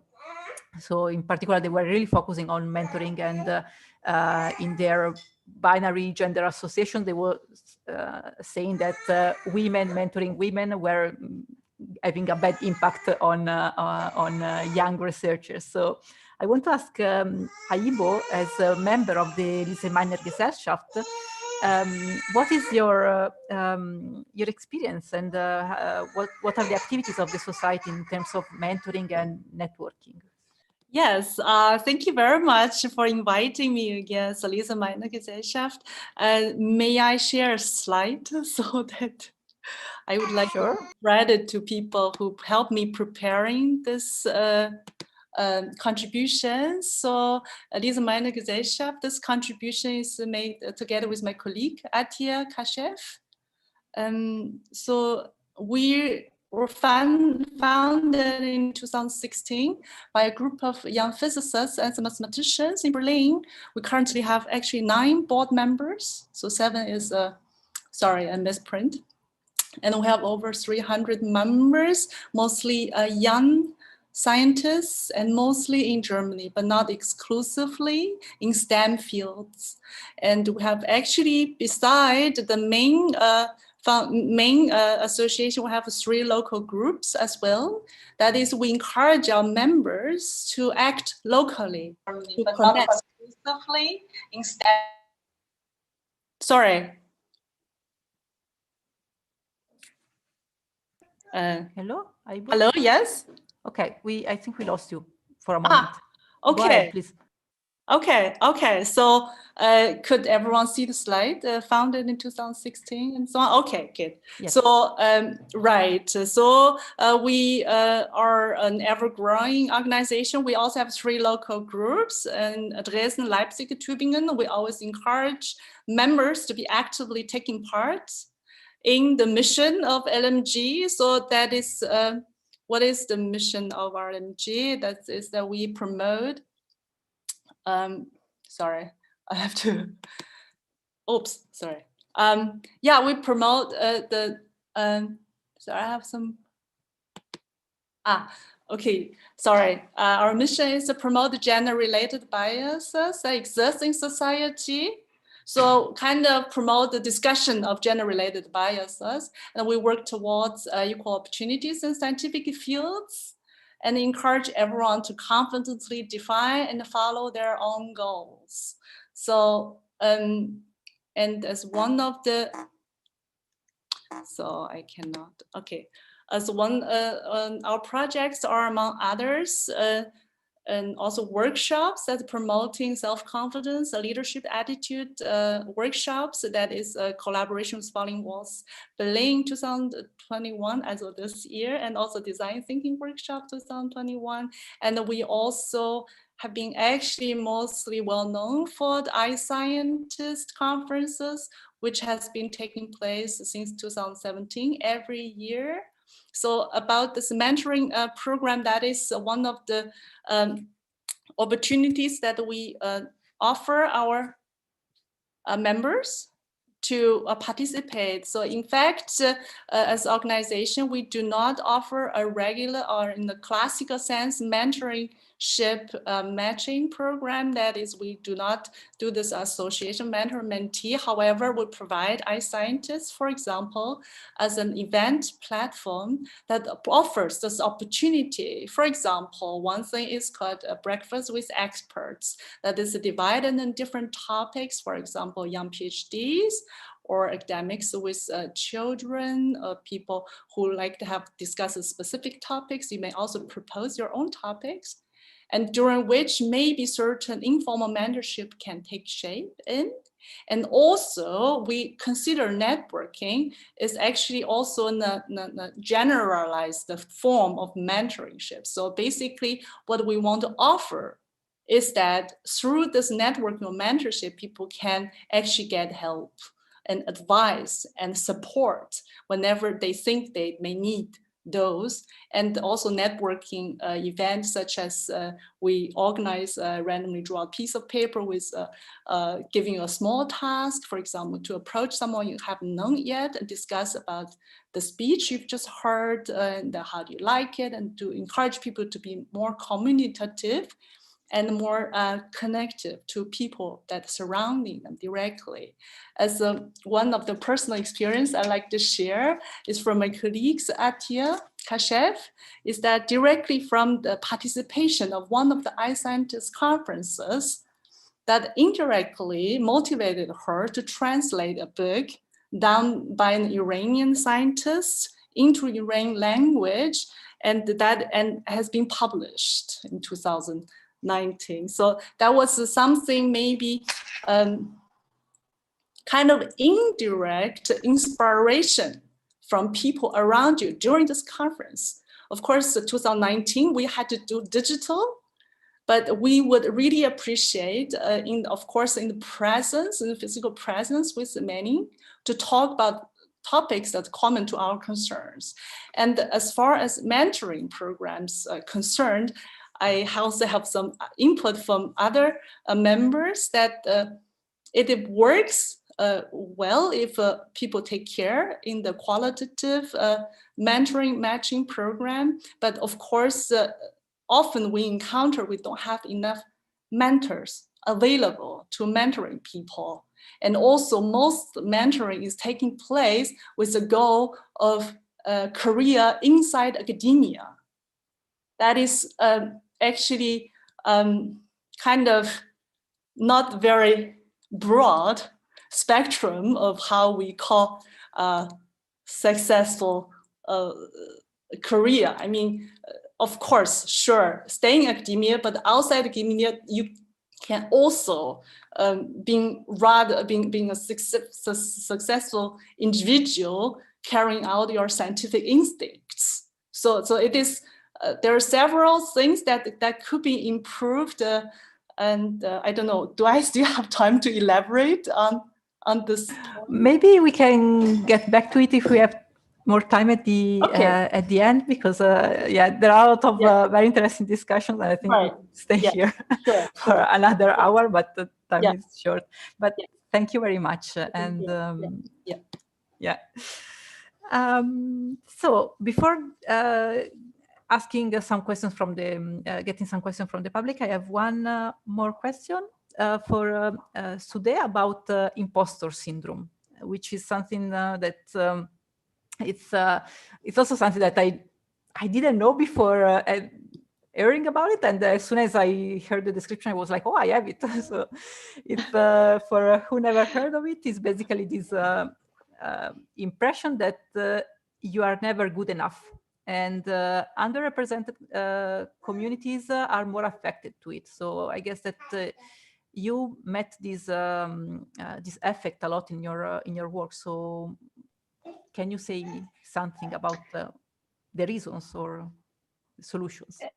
Exactly. I think we already elaborated a little bit about this syndrome, or actually the very bitter phenomenon that we are dealing with it.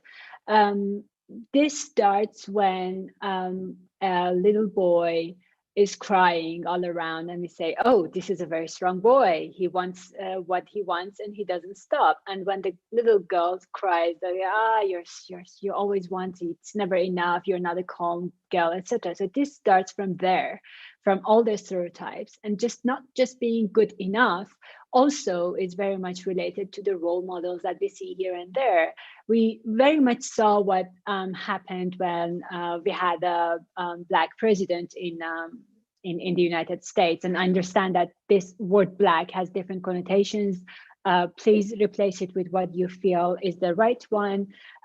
With President Obama and his wife, we saw how empowering it was for the Black community, for the people of color community, for the immigrant communities. And we could definitely see how people were more represented in the media, and not only in the States media. I'm referring very much to the States because that one still has a huge impact on lives everywhere around the world.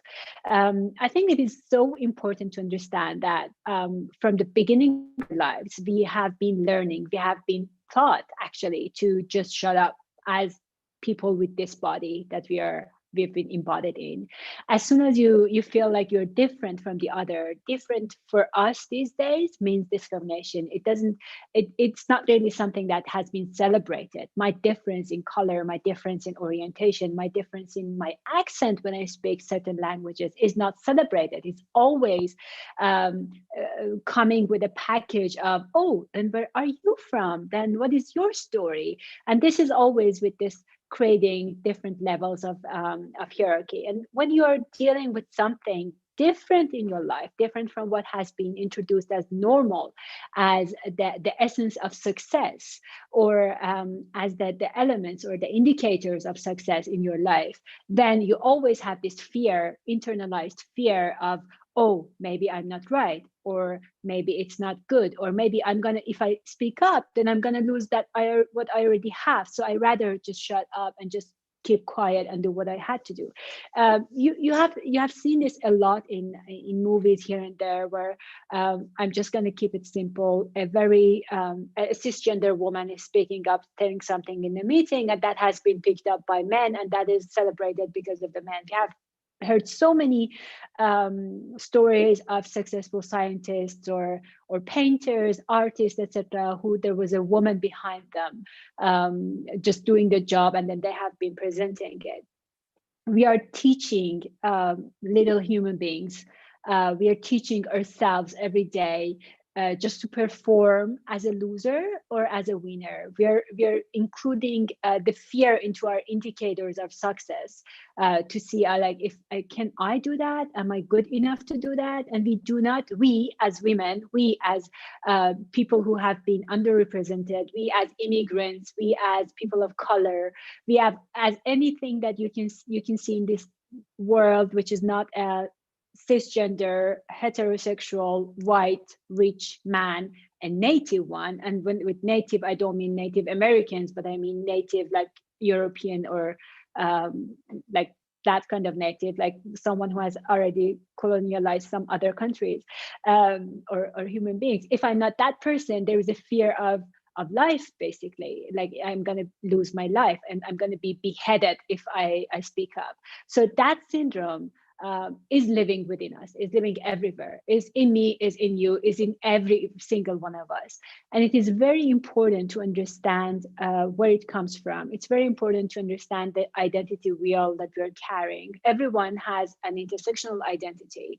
I can say I have a female body, I am a non-binary person, I'm bisexual, I'm Iranian, I live in France, I am rich, I have done math, etc., etc. And then every one of these little pieces of this pie that makes my identity sometimes can help me to grow and sometimes can help me to be discriminated against. And it is very, very important to be honest with ourselves, first of all, to see where it comes from. If you need, just go to the therapist. If you don't need, just talk about this with your mentors, with your superiors, with anyone who's around us. Just keep the shame behind. And understand that this is not your fault, that you're afraid of speaking up and you're afraid of mathematics or whatever. I really am speaking very broadly. Everyone can do everything. It's just that how we have been growing up, it has been different, and we have not had equal access to all opportunities. And we all come with a big baggage of experience. We should celebrate it.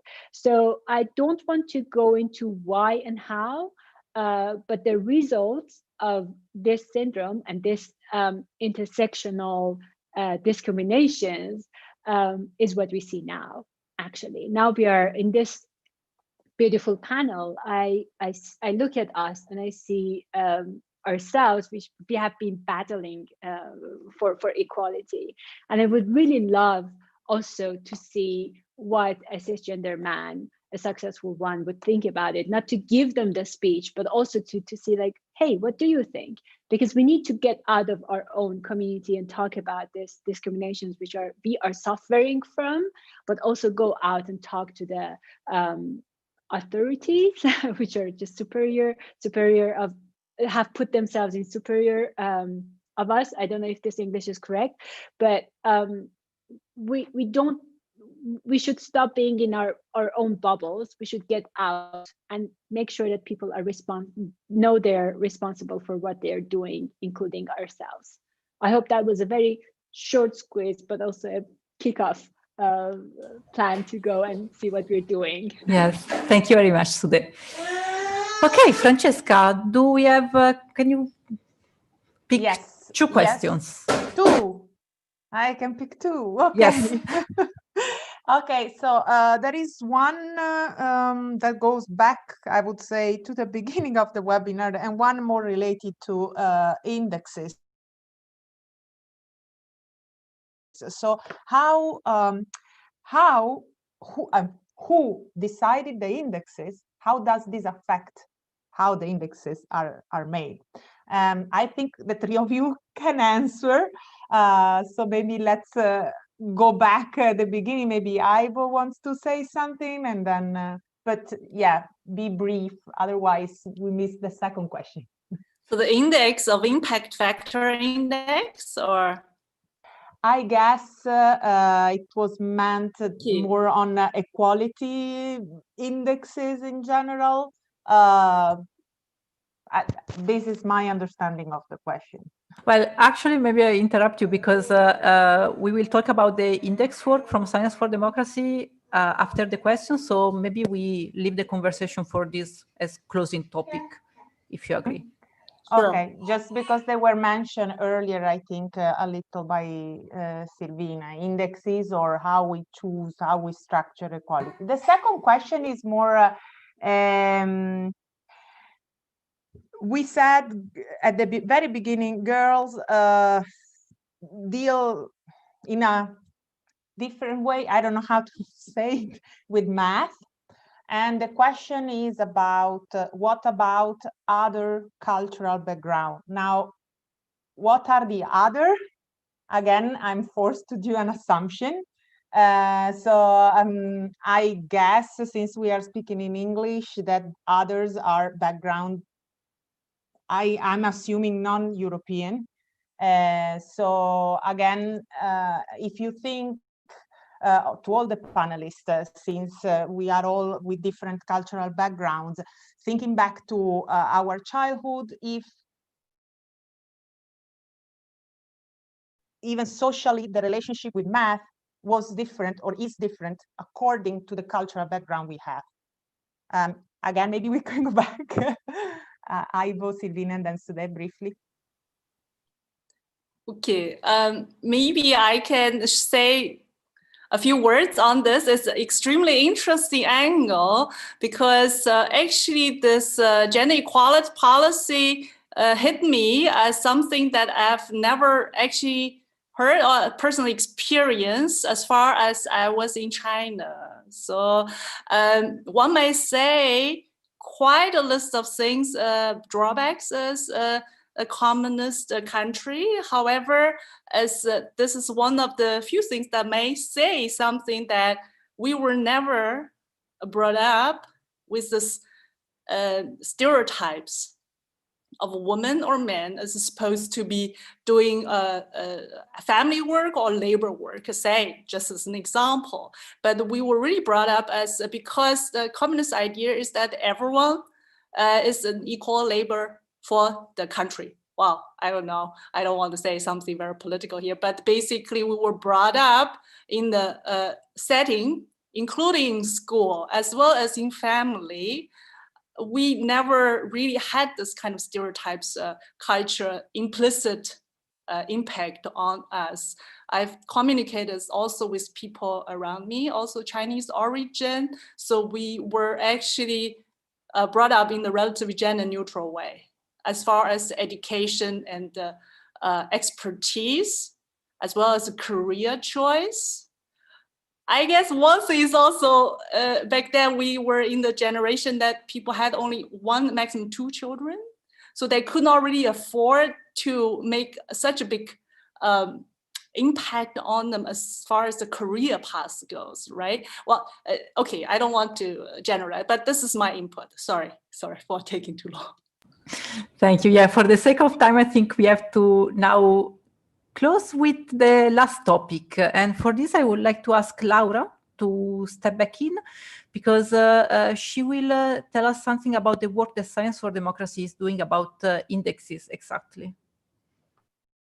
Thank you, Antonella. I'm trying to be brief because it's so interesting to listen to our speakers. So one of the most important activities when it comes to human rights is the work of rights monitoring. The rights to science itself is object of an intensive work of monitoring. which develops with two complementary aspects, the Research and Self-Determination Index and the Country Shadow Reports. The Research and Self-Determination Index, in particular, are a fundamental tool to numerically evaluate the respect of the right to science in different countries and to rank them depending on their partial and global scores. Professor Andrea Boggio, steering committee member of Science for Democracy, has been developing the index over the years with important results. The index evaluates the presence, promotion, and respect of laws and international treaties, which guarantee the freedom of researchers and healthcare workers to research and the freedom of citizens to access scientific knowledge and the benefit of scientific progress. The process of index monitoring develops over 5 steps. Selection of monitored areas, identification of the parameters related to laws and policies, data collection, preparation of the methodology to assign the grades, ranking of the partial, so about a specific area, and global results. At the moment, the index covers some key aspects where the right to science faces more often obstacles and criticalities, such as access to assisted reproduction, the use of embryonic stem cells in research, and end-of-life choices, reproductive health, the use of vegetables technologies. Each session covers different questions which are associated with a numeric score, weighted depending on the question and on the area of evaluation. The scores from 0 to 12 are based on the analysis of data from reliable and certified sources and on the legislation of each individual country. The work on the index involves a continuous process of update and extension of the covered areas. The complexity of the right to science and its interaction and overlap with other rights makes its action particularly broad. The index is now under revision, and the inclusion of new areas is the main aspect of the current work we are doing.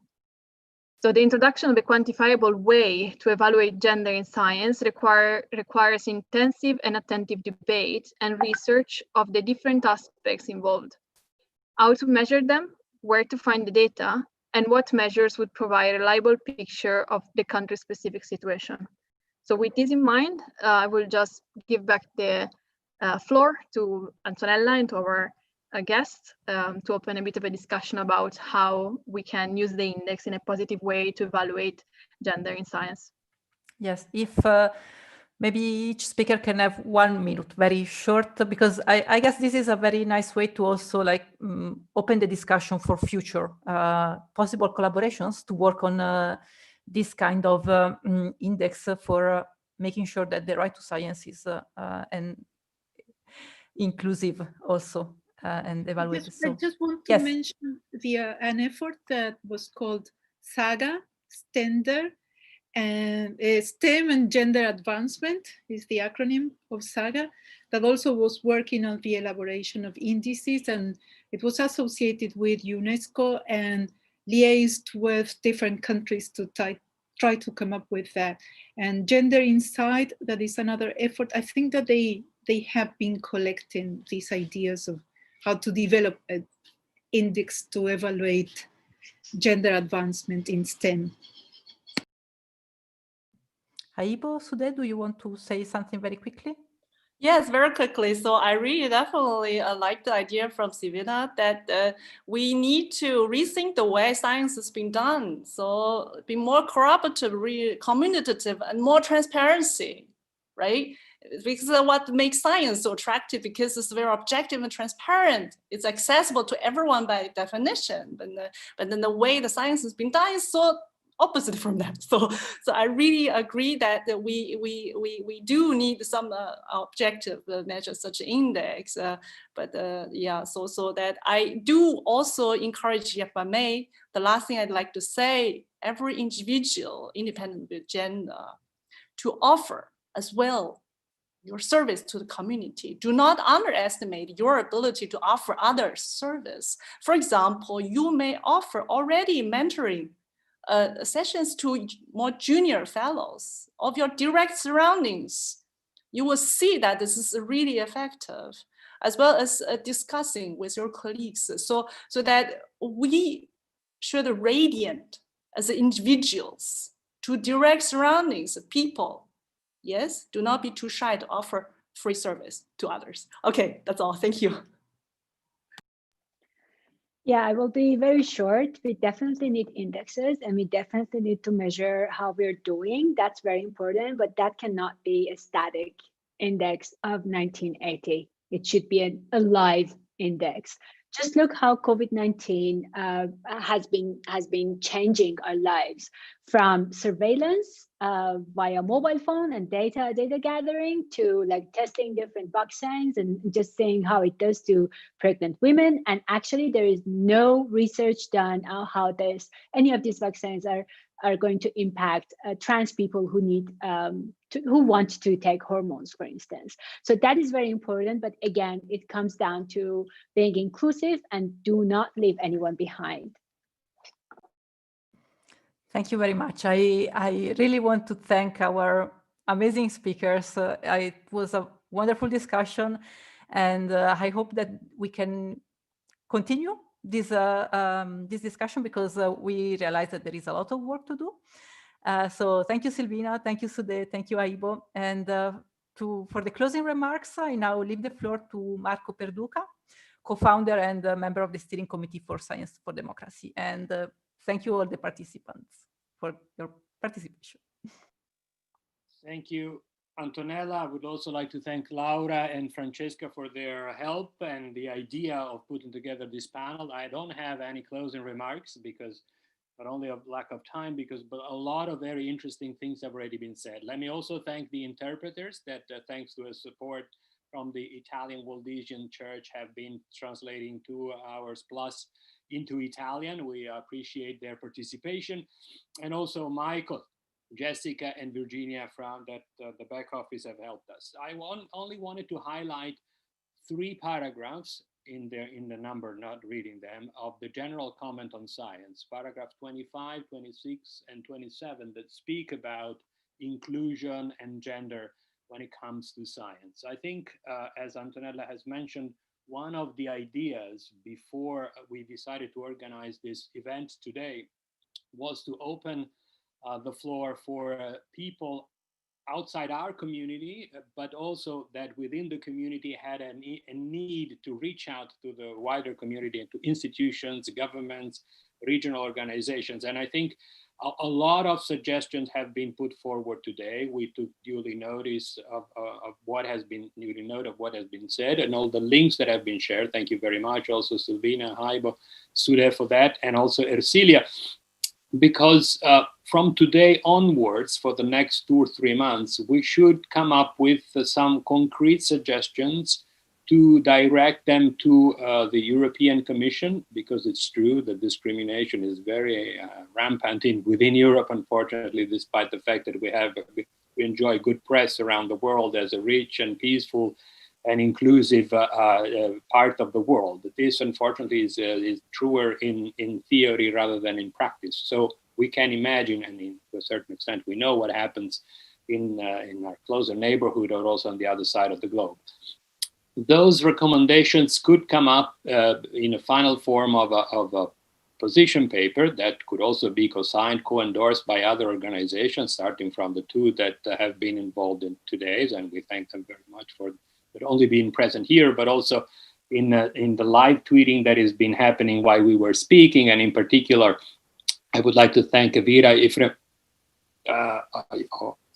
Yefremova, who has been helping us with this. 2 are the groups to which I think we should direct a recommendation. One is UNESCO, that has been mentioned before. They already have done a great work to try and include all types of recommendations vis-a-vis discrimination and anti-discrimination policies. We know UNESCO, it's a small and not too rich organization, but they do a lot of thinking.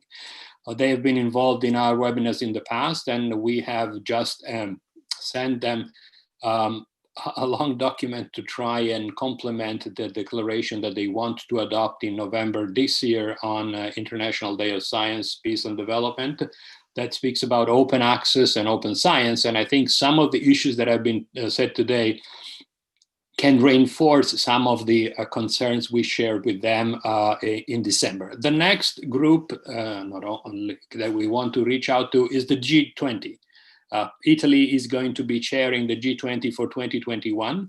The G20 has an engagement group that's called W20, which is mainly dealing with women-related issues. And I think we can take the opportunity of having these various engagement groups to shift the stress not on groups, but on issues more than anything else. So if inclusion is the key word here, I think we will have to find ways to identify what is not being mentioned and what is being mentioned in good faith, of course, that deals with non-exclusion can be further developed and detailed with all the examples that have been made today.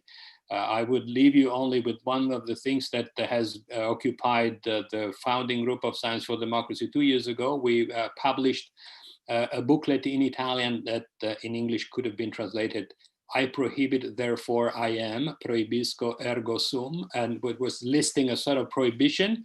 And one of the issues had to do with gender identity. It was entitled intersex because that was a key word a couple of years ago around Europe. But in the preamble to that chapter, we were saying that we believe that there's only 2, possibly 3 identities, and there's way more, up to 7. And it's too bad that Simona Giordana could make it today to make her presentation, because she's one of the experts that is dealing with this at the Manchester University Department of Social Studies. So once again, thank you very much. sciencefordemocracy.org to subscribe to the newsletter and send him additional questions. Those that cannot be addressed today will be distributed to the panelists, and if they have time, we will collect the answers and then distribute it to them. If you also want to support Science for Democracy, there's a special donate page there. This debate will be published on the YouTube page of Science for Democracy and also be reshared through the Facebook channel and possibly one day Instagram. Thank you once again to all, and hope to see you soon. We will certainly keep in touch. Bye-bye. Auf Wiedersehen. Thank you, everyone. Adios. Ciao. Yeah, ciao. Ciao. Bye. See you soon. Bye. Bye-bye.